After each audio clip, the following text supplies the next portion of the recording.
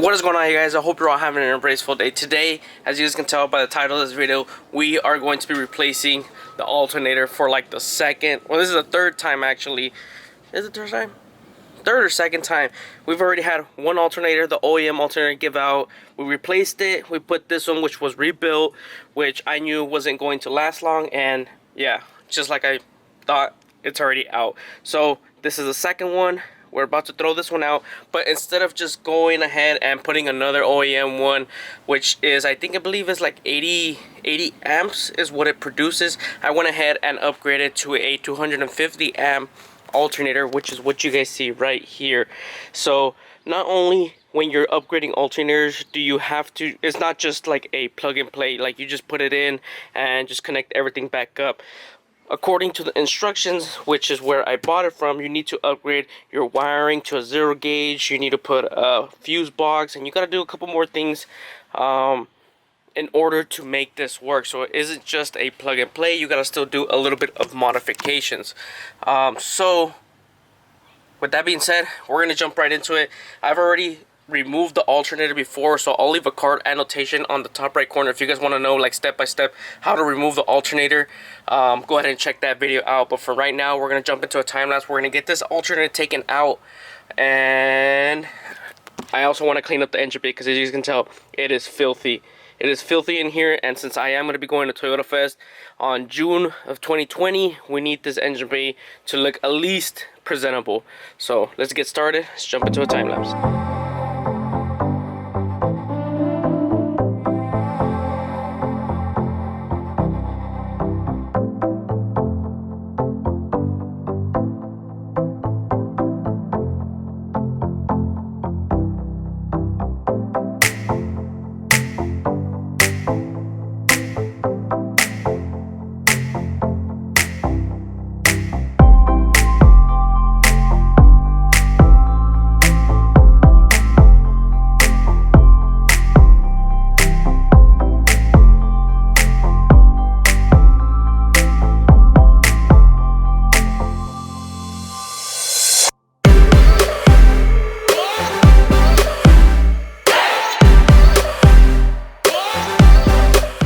So I got the alternator taken out. I got the engine bay cleaned up. I already let it dry for quite a bit, so it's not wet when we're installing all this, or if once we run it, like there's no water in like the connections or anything like that. So it's completely dry.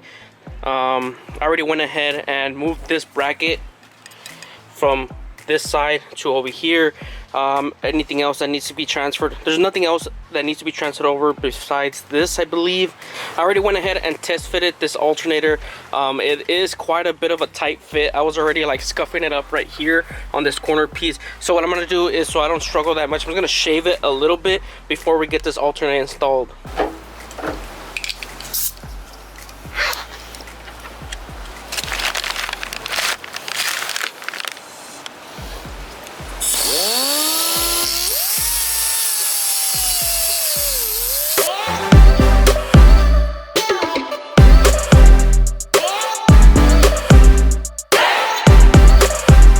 So I got the alternator on. We got most of the brackets put on. The one that's right here on the side, this top bracket, we're actually going to plug this in right now. I believe it goes this way. Let's see. Yes, there we go. It clicked on. Give it a couple tugs. Still good. Leave that plugged in. This one is the power. We're no longer going to be needing this. I can probably take this rubber piece off, which we'll do later once we start doing all the wiring, and we'll probably just tape it off because we no longer need this one right here. From what I understood from Dre, the guy from Instagram, he told me just to tape it off. We no longer need it because if this touches or it gets any type of power, I think it's gonna like blow the fuse. So I don't want to blow the fuse, just in case if this alternator goes out, maybe I'll just buy another OEM one. We'll see. But for now, I'll probably just tape this off. So now we're gonna work on the serpentine belt. We're gonna put that on, but we're not gonna be putting the same one back on because this pulley is a lot smaller than what comes with it OEM. So from Dre, what he told me is I need this serpentine belt, this number right here. So we're gonna give it a try and see how tight it is. Hopefully, well, I mean, if it's been working for him, I'm pretty sure it's gonna work for me. So let's get this on. Let's see how tight it is. If anything, we probably have to get a smaller one, but I believe him. I'm pretty sure we're gonna need this one. So let's get this one put on and we should be good.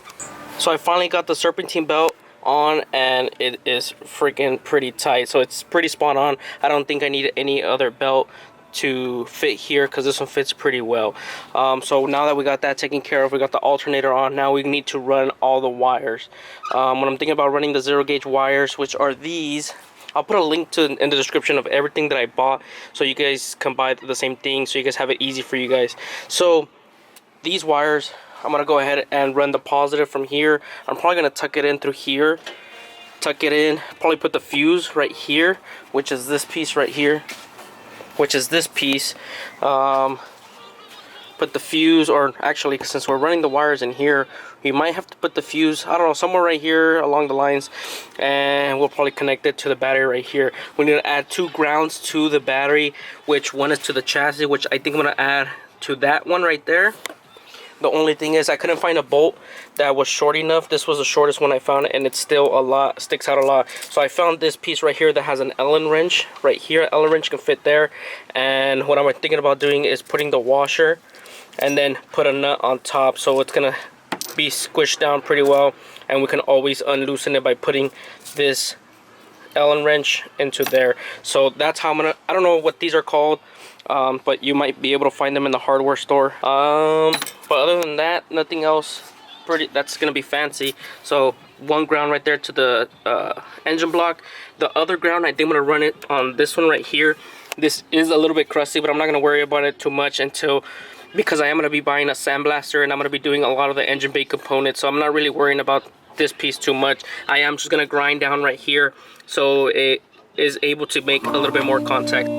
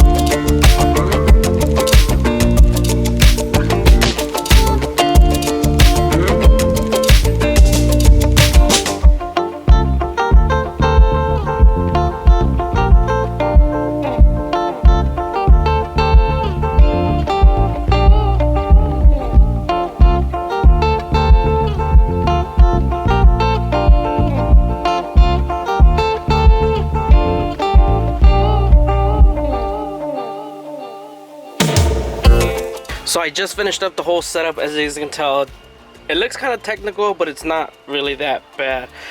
So let's do a quick full rundown before we actually go and try and turn over the car. So the first thing we did was we put on the new alternator. We took off the serpentine belt, put a new serpentine belt on that was a lot smaller. We put the positive wire, ran the positive all the way around. You can also run it like right here to the front. Dre has it like right here in the front, but I ran it through all the way in the back. Continued right there, as you guys can tell right there. You can kind of see it ducking down under there, and it goes into the fuse box that's right here. Then it continues up, goes into the power. The normal power wire, this one right here, which is stock, I just completely try to bore the holes out a little bit more, and I plugged that back in. I also have the 2 wires for my halos and the demon eyes, I believe. The positive, this is the same thing, the negative for the demon eyes and the halos. Then what else did we do? I ran the negatives, the 2 negatives, one to the block, one to the chassis. One of them is like right underneath, like down there on that corner, so I ran it like it's kind of like a tight fit right underneath through there, ran it to the back, and it plugs into there. Other one, I ran it right where the stock ground goes. It goes like right back here. You can kind of see it right there, right behind the fuse box, right under there. That's where that one's plugged in. It's like I mentioned, it's exactly where the old fuse box is. I mean, that's where the old stock ground is. We did leave the stock ground, which is this one that you guys see right here. Let me try and zoom out. Which is this one that you guys see right there, that orange color right there. That one is the stock ground. So I left everything exactly where it was. The only thing that I didn't plug in was the power, which is this one right here. I just zip tied it and I electrical taped it to right here. So that's the only thing that is not plugged in. Everything else is plugged in originally how it came. So there's no reason why it shouldn't start. I mean, 250 M alternator, upgraded to 0 gauge wires. That should be the quick rundown. So now let's see if it's actually going to run. So far so good. Let me put you guys, should I put you guys outside or in here? I'll put it outside. Let's see. Come on, buddy.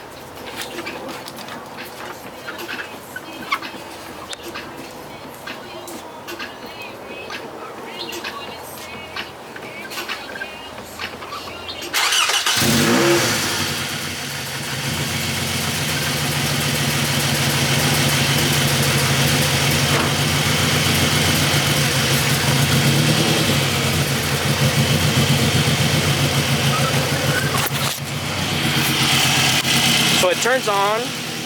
You can hear it picking up the amps on the alternator, like it's generating power. At first it was a little bit hesitant, but I think now it's actually settled now, exactly how it was. Let me come to the back. You can kind of hear, you can still kind of hear it like a little stuttering. Watch, I'm gonna let you guys sit right here for a bit. You can kind of tell the tones are going up and down. Maybe it just needs to break in, but I mean, so far so good. Nothing's on fire, so I mean, that's a good sign.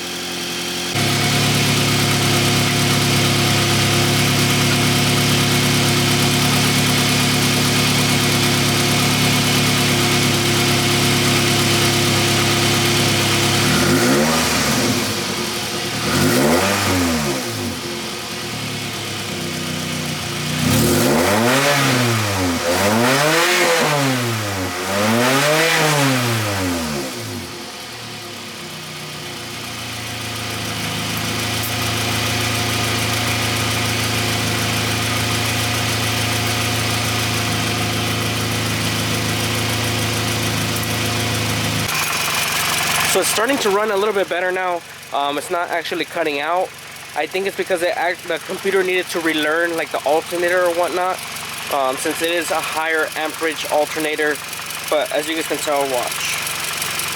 I took out the multimeter, plug it into the alternator, 14.22.